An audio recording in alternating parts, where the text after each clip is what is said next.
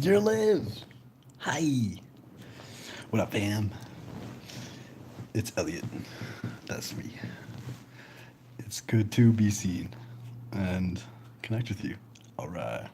Before I lose my train of thought, uh, I wanted to share a channeled message. What's love got to do? Got to do with it. But it's not an emotion. Yeah, I don't know. I don't remember the words. Um, yeah, well, basically, every now and then, our beingness goes through, it's like cyclical or spherical transition where we are the furthest away from source. So I might have got some pizza in my beard. Maybe that's just some gross shit on my screen that I never wash. What up? Do you ever wash the screen? No, you don't. Good for you. Um, yeah, every now and then we go through uh, a period of time where we are the furthest, uh, relatively, from from source creation. Uh, for instance, the last, more or less, time that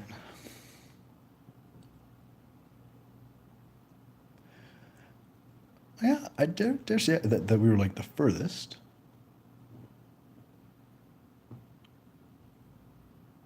Yeah,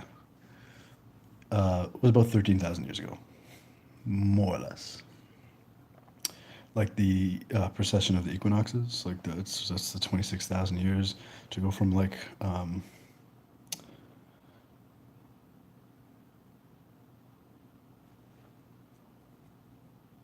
uh,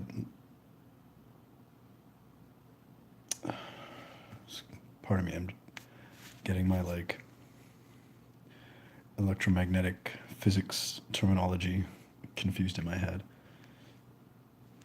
Uh, since the last like pulse contact where everything, where our consciousness kind of closed in on itself, it coalesced and reconnected and kind of assimilated or collated everything that it had learned so as to embark on its next journey towards the most learning and uh, and then kind of come back and kind of reconnect with the universal collective. So maybe that cycle is actually 26,000 years was the last, more or less, time that we were like really connected, and then it's been, and about 13,000 years ago was when we were like the furthest. So take that information and make with it what you will. Uh, First, why say it's more or less? It's not every 13,000 years, it's not every 5,000 years, it's not every 8 million years. Time is relative. It's not, and I don't mean that in the like cliched, like, time is relative. Like, this is like such a thing to say. Because if I'm not careful, you'll think that's what I mean. What I do mean is that the part of our dimension, part of our the brainwashing and the manipulation is to think two-dimensionally and then call it three-dimensionally. So, hi. Uh, so when we think in terms of the precession of the equinoxes, for instance, we we're like every 26,000 years it's doing this cycle. It's the same with Moore's law and like the tendency towards exponential growth. It's like, yeah, the tendency towards exponential growth, unless you pull back long enough in a not long enough time scale, and then that shit just looks flat. In that same way, 13,000 years, 26,000 years, it's not only relative in that sense, but we also, when thinking two-dimensionally, like like the 26,000 year cycle is the only cycle. If you imagine a spiral or sine wave, like of it going like that, truly it's going like this, and perceptually it takes recognition to see my own finger even crossing the screen and realize that I'm going towards and away. Now, the pattern of the universe, the pattern of like source creation, is incredible and fractal, and it expands and it collapses. And I don't know if you've ever seen that kind of little clip of the apparently random seeming moving like dummy arm. Anyways, it seems random from too close of a perspective. In that way, the 26,000, 13,000, any time frame is, it's like comparing the pace of one's breath with the pace of one's heartbeat, and then drawing a conclusion based on that correlation, when in actuality it's a relationship that very much matures and shifts and changes due to its physics and its environment. For instance, the heart rate of a 7-month-old in the womb comparable to a 90-year-old. And it is, again, quite demeaning that we label or term one better than the other. When things speed up, it's better. When things slow down, it's worse. Unless slowing down is better than speeding up, then that's worse. It's all bullshit. Everything's really relative to how you feel, and how you feel is really relative to how much you love. But I digress. Moving on. So the common way of looking at it is that, like, these are the dark ages. These are the dark times. It's the Kali Yoga, the Iron Age. Yeah, last time I checked, iron was awesome. Yeah, yeah. I don't want to even say it like it's awesome because it precedes gold. It's just like it's part of the continuum. It's an opportunity in that regard. So let me push that. Yeah. Oh, hey, love.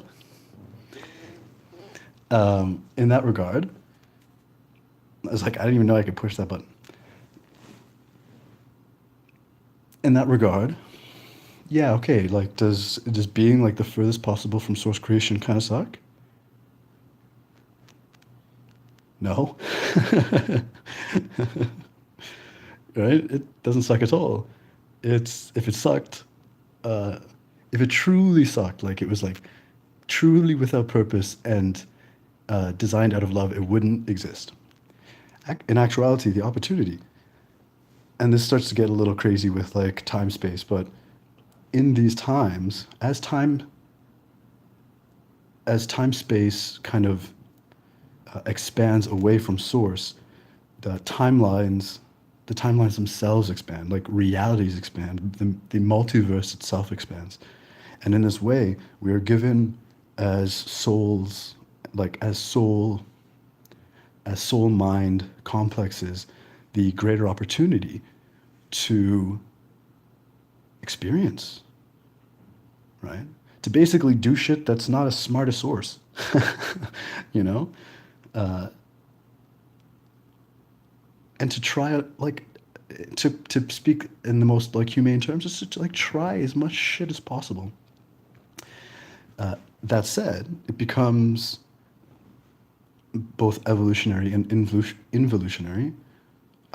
From my experience, from my perspective, as like creator source and creator, part of the team, that there's pivot points where it's like, okay, cool, like let's recollect, let's re-get together, decide more or less what the best, like most awesome timeline is, and then coalesce all creation in this of the one universe sort of into almost an agreement, not good or bad because that those are constructs. Although, like, I would venture to say that creator source is the most interested in the most loving possible timeline. Like, there is a consciousness of purpose, and in this universe, it's love. So that's what makes it the best universe, right? So what we've been experiencing is this grand expansion, and it's almost like it's almost like moving out of your parents' place, right? Or going off to school, or whatever relatable scenario of leaving the nest so you can figure shit out, do your own thing, become your own beingness, and then coming back and being like, I survived, and it's like, wow, you really grew up. Because otherwise, it's there's and this actually, just thinking out loud, this might be the like the free will factor. Like, this way might be the mechanism for free will, because before that, free will almost becomes subsumed, and a little bit all of us. Oh yes, thank you for saying hi. Love you very much, like a lot, and I will always love you. Yeah, I'll see you later. I'm gonna continue. Like, you're still here because you are. Love you.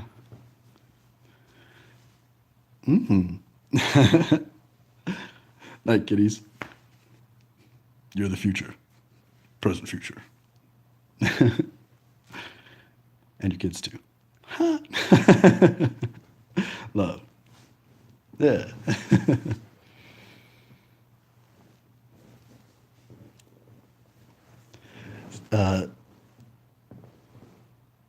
So the mechanism for free will is it might be the expansion and what feels like separation, because that is the longest in relative space time, the longest uh, light takes to get to where we are, and it has to traverse, and it gets to traverse multiple timelines, multiple realities, and every now and then it gets back together, and that getting back together, I don't know if it's like a multiverse thing, but in this universe, is all I can really speak with any authority about, because I'm helping to write it, and it's all I know, might be love. So, what's love got to do with it? Everything. Everything. Love's got everything to do with it. What does that mean for us? That means that as we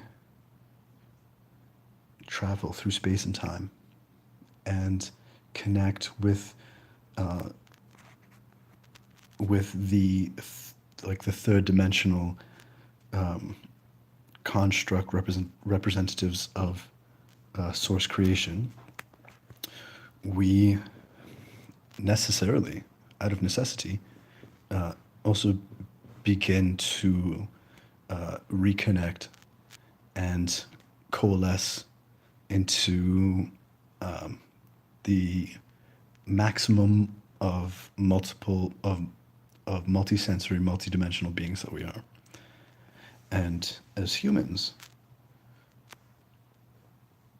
mostly, our great opportunity, our great gift, our great reward, our great earning in these temples, these houses that are our physical bodies, our soul, our soul carriers, our soul mind carriers, is that we can traverse very many dimensions. And as that happens, our souls and our higher minds, which, in a manner of speaking, are different. Oh, my puppy's having like ascension dreams. Hold on, I'm just going to help him a little bit.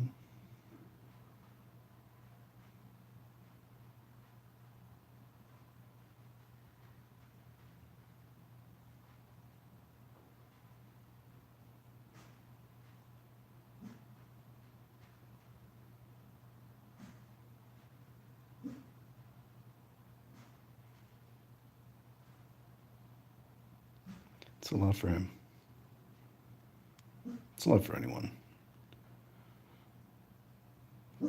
His path puts him beside me, which means we have a responsibility to each other. And he wouldn't be subject to so many cosmic rays.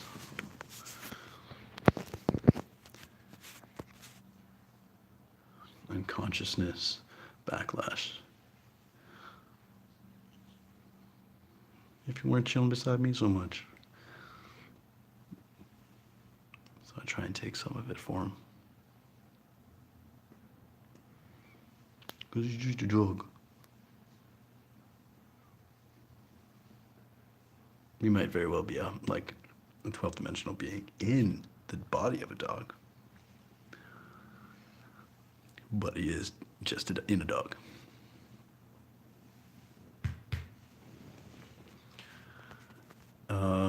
Where was I? The point. The point is what's important. Fate, destiny, it's all a thing because purpose is a thing. We have a goal. All of us collectively, our oneness has a goal. And time, relative as it is, we have as much of it as we might need. That said, there are ideals, if we want it to be fun, if it's a game of a sort, and we can go slower and we can go faster. In this way, it can be examined that time passed. There's been a lot of fuck-ups. There's been a lot of fails, a lot of misses, a lot of mistakes,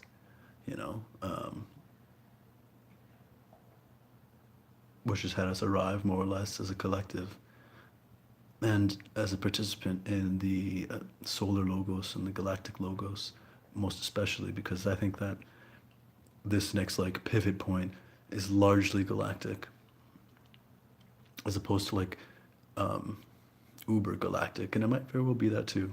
That said, the center of our galaxy is very caring for what's going on in our neck of the woods these days, and love, emotions, and thought. Thought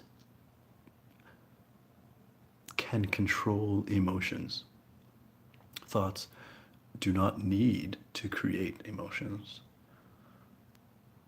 but emotions add amplitude to thought. Emotions are like the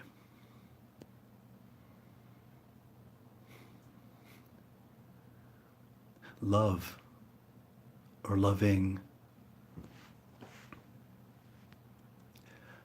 Emotions are thoughts in motion. Stagnant thought has, I suppose, an emotion too, just a very little bit of it. And at this time, of time collapsing and fate choosing, what the most important thing for all of us is to open ourselves up to the opportunities in which we can love the most. And that's hard. That's hard. And I'm not even going to talk about all the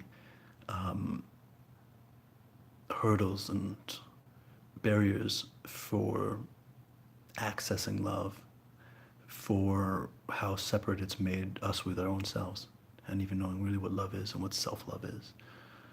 Because all love is love. Self-love, love for others, there's no difference. It's love is love. Loving is loving, and when you act from that place, you exist from that place, and then everything is you always loving. What I more mean is, if I want to go dancing tonight, I gotta pay for it. Or I can do it by myself. If I want to get married, I have to pay for it. Or well, nowadays it's way more socially acceptable, but to be less married, but there's a cost. There are all kinds of parasitical drains on our loving and our capacity, or rather our capability to do so with one another. And this is on purpose, but it also is only as real as we make them. So I can use myself for an example. I look around in my life and I've a great deal, very many opportunities to love. That said, I'm only going to love because of my environment and because of my own challenges and whatnot. The kind of love that I can express with my family, with my dog, with my creator, the great mother, lover, spirit, and the great father. Little tangent note: father does not mean male progenitor. That is that's spell language. If you look at the etymology of father or fodder or all those kind of words, what it really means is parent. And the masculine, or fuck masculine, even just the male is an additive used because or put in place because how do you trick everybody that God is sexual? Right? Well, we've got scriptures from forever using more or less a term that means creator, and it's father, or those terms.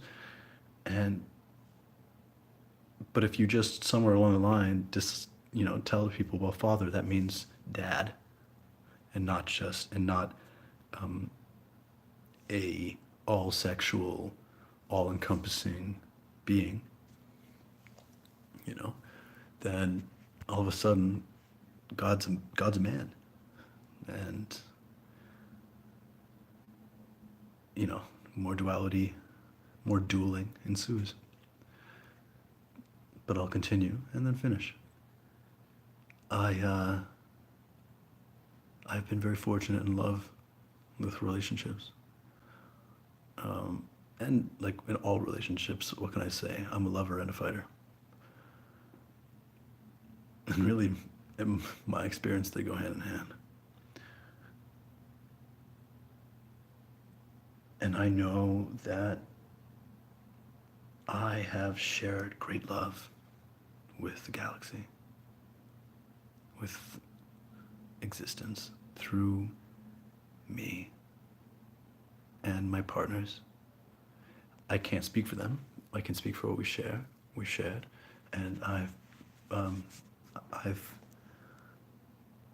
I've killed so many ideas so that I could love fantastically. And I'll tell you right now, I love my dog. I love my mom. I love my brother. I love my nephews. I love my friends. And none of them I love like I've loved my romantic partners. And like it's like I want to say night and day, but it's just an inside joke in my own consciousness experience. That's probably less funny for you unless you get it. In which case, haha, right? Night and day, because no, yeah, no, haha. Um, and this is not like a poor me story by any means, because all time is connected, and I am the most fortunate in love.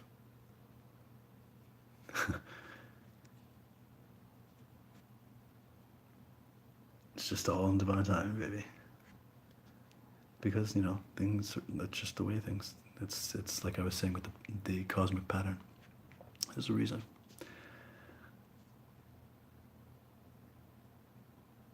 And with the nature of free will, you can't force anyone else, and it's good like that because free will love is the bee's knees, man. It's like love is obvious, but like free will love, when you have the choice to kind of come back to it, knowing that you cannot, knowing not loved, it's gorgeous, it's beautiful, it's really wonderful. What I mean is, at this moment of time, and this is maybe exactly why, when I'm like loving spirit and I'm loving this the Gaia, my like and every single one of the planets and every single one of the stars and isness, I'm digging deep. I'm digging so deep because in a way I have, I guess, a kind of these personality memories to draw up from, and then I have like my soul memories to draw up from.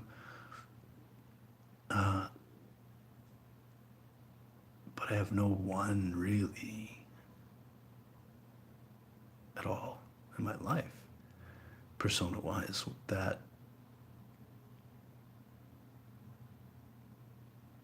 when they touch me, I go supernova, you know?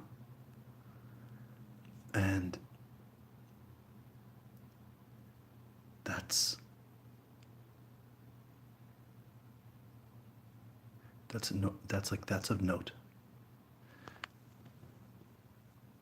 because to collapse our collective timelines around the best fucking most loving timeline, we need that supernova. We need all of us to be supernova-ing in love right now. So as much and as important as it is to meet every single opportunity with love, forgiveness, compassion, understanding as much as you can. And like, I'll be the first to tell you, telling someone to fuck off can be the most loving fucking thing, right? Telling someone like abuse is not fucking okay, like that is fucking loving. Loving comes in all shapes and forms.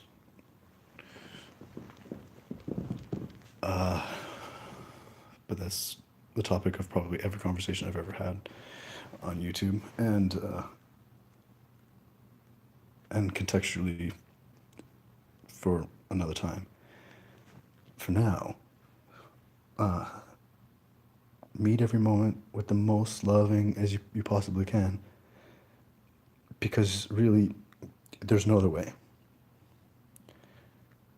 Every now and then, I think we call them triggers. When we're triggered, it's really a choice. How much love? It's like where the amount of love that we're bringing to the situation becomes super apparent, but the choice has already been made. You're, however loving you are, is already set in motion. Quantum leaps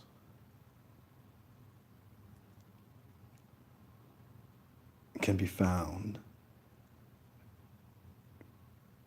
when you learn love in new and unexpected ways, or find new capacities for love that lives inside you and love that you have for yourself, but you can't, like, does not find appropriateness. It does not find its counterpart to be expressed. And the worst case scenario is that the least amount of us possible find that counterpart. Because where we're headed is a loving place. But how loving? Well, that does depend on us, and it depends on how much love we feed into our present, future matrix, our energy grid of multidimensional, multiple connections with each other. So look at your life, I look at mine, and it's not a need thing. It's gonna fix thing. It's a passion thing. It's a God, fuck death, live for thing. And go for that love. Be open to it. You know, don't put any labels on it. Don't cordon it. I always say cordon. It's like I think cordon bleu, but like cordon, like quarter it off. I don't know. Don't like sequester the object of that love and that affection to someone or something, some object that you think will be that thing, and it isn't yet. Sure, man, have your targets. Like, I know I have my wishes, but I'm not attached to them, because truly, grand, fantastic, magnificent love is the object, and the form that that can take, the form that that will take, will change over time. You know, even when we find it in another. That's how lucky we are, that we can find it in another, and it will change with them so much over time. But don't wait, and be open, and like, do what you can. Do what you can. Do what's reasonable. To not step on anybody's free will or your sense of it, or in another way, don't be disrespectful. Be loving. Be open. And try and find the grandest opportunities for you to share that great love that you have inside, because that is the spirit of the times. That is so important right now. That can change everything. Two people can change the universe. Because no matter where they are physically, that's the crazy nature of space-time. No matter where they are across the universe, all of it, that love has to and gets to travel to meet one another and be another kind of whole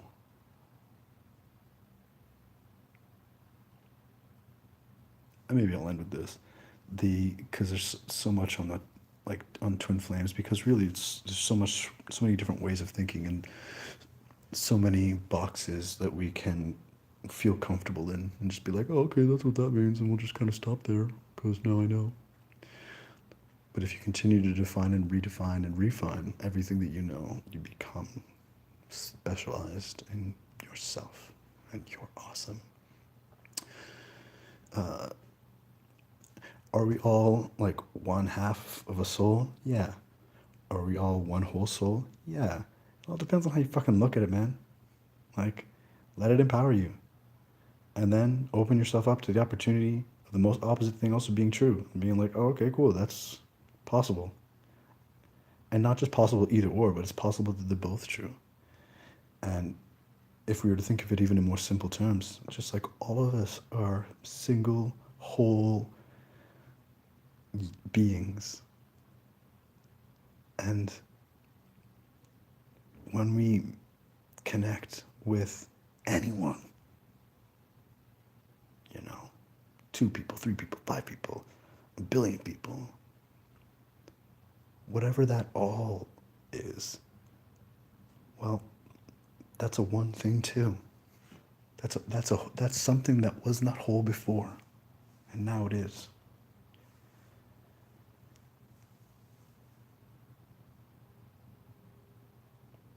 And fuck, I don't know what you, man, but it's from in me in my capacity as a human being in this time and space in this body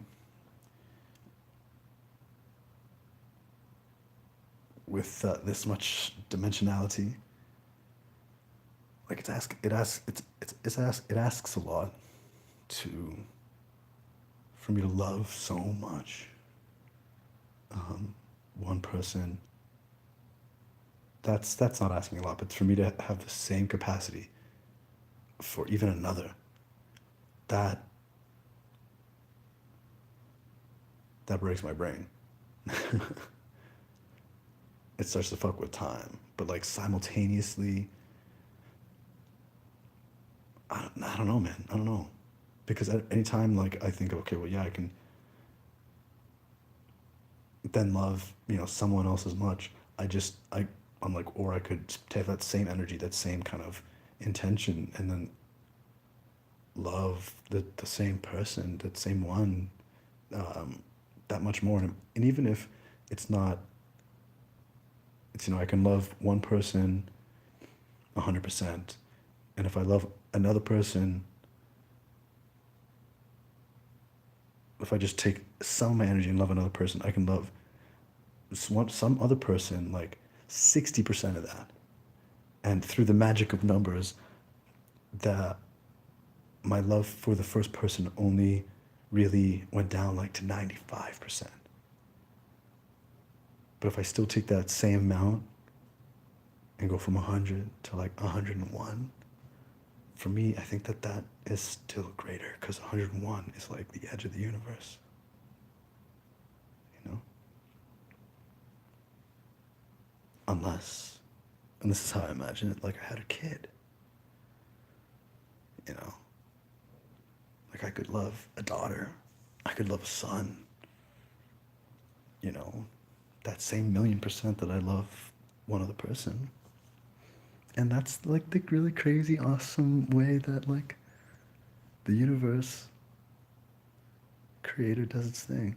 So now I can imagine seeing a nation of people as my family. And still maybe only really desiring the maximal potential of love with those the most immediate, you know? Maybe even just the one. Or just differently, but yeah.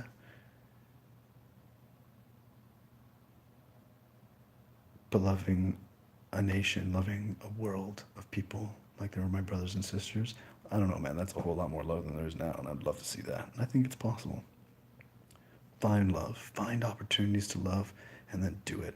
And if, like yourself, like myself, there's like just social barriers to that expression of love, hold it in your heart. Do the little things that you think will bring it closer to you, because that's what will. And then